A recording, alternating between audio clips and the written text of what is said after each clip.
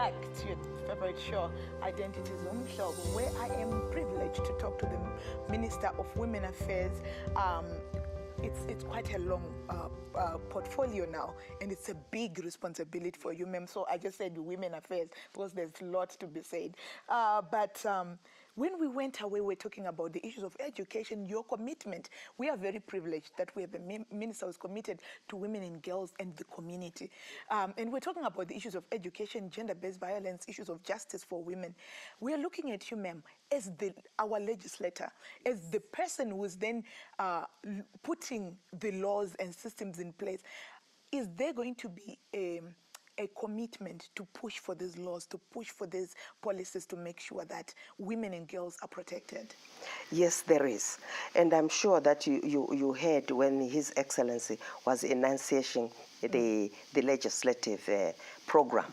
And among those bills that are to go through Parliament is the Marriage Act. Right. But as a ministry, we are saying we would like to develop a separate act that really looks into child marriage. Right. So that child marriage is not put together with the Marriage Act, because it just gets covered. Yes. We need to develop an early child marriage act. Thank you, ma'am. I want to, so it's good to hear that you're committed, you've got an open door policy. I get to be privileged because I also come from activism point of view, where we are pushing for education, pushing for ending gender-based violence, pushing for sexual reproductive health rights of women. So it's good to hear that you have an open door policy. But I want to jump into some of the issues. Ma'am, we've just come from a highly contested election where you also contested. And we saw a lot of violence against women.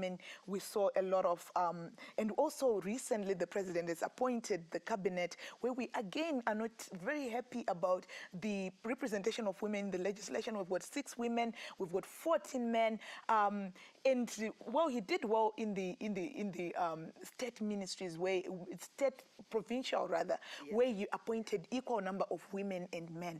And we've been asking why we are not seeing that as far as the cabinet is concerned. What are there any plans by the Minister of Women Affairs to make sure that come 2023 we don't complain again, to make sure that there's legislation, there is laws that push for gender equality at every platform? Yes, I want to appreciate that. We are very committed to gender equity. If I was to give you statistics, that wherever, except the judiciary, judiciary they are 50-50. Right. But apart from the judiciary, every sector of our nation, women are as low as 18%. That is deplorable. Right. But that's why I'm saying that the ministry can't do it alone. We need your activism to link with the ministry, to link with government, to link with so that we make sure that women are assisted. You talked about a lot of violence during election. When you say that, a lot of people think of physical violence. Right. I want to say there was a lot of psychological violence against women. And that has to stop. Right. There was a lot of abusive language. May I come in, ma'am, and say that has to stop? I love that.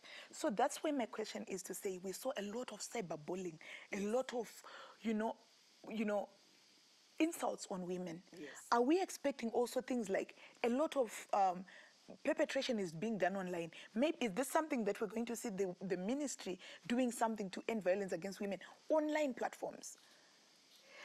Yes, I think we need you women in the media.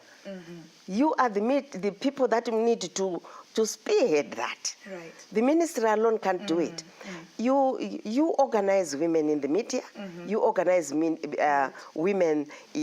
activists. Right. Let's sit down and see how can we tackle this. Right. Right. I like that, and I think you are hearing, viewers, that there's a call to action as well, to say ministry is ready to assist us in whatever we want, but they can't do it alone. Ma'am, I have another question. We know the quota system is coming to an end. Yes. The proportional representation of women in our constitution come 2023, are there any plans by the ministry to work again on legislation to make sure that by 2023 we don't have 5% of women representation when this quota comes to an end? We are thinking about that as women. I remember that in the party ZANU-PF, our Women's League are really thinking about making a proposal to appeal.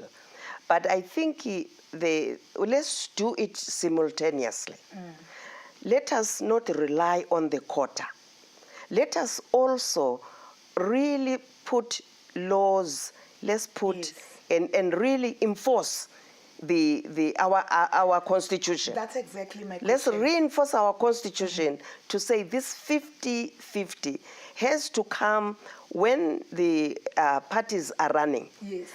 We need, all of us as women, my ministry need to come up, as well as the parties, to say any party that sends delegates that are not 50-50 really should not be allowed, because according to the law, that is what it should be.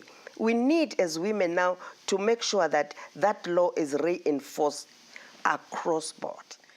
We heard it for ourselves, viewers. The minister is on fire. She's on our side to push the agenda of 50-50, and we're hoping that the ministry also goes toy-toying if we have to with us.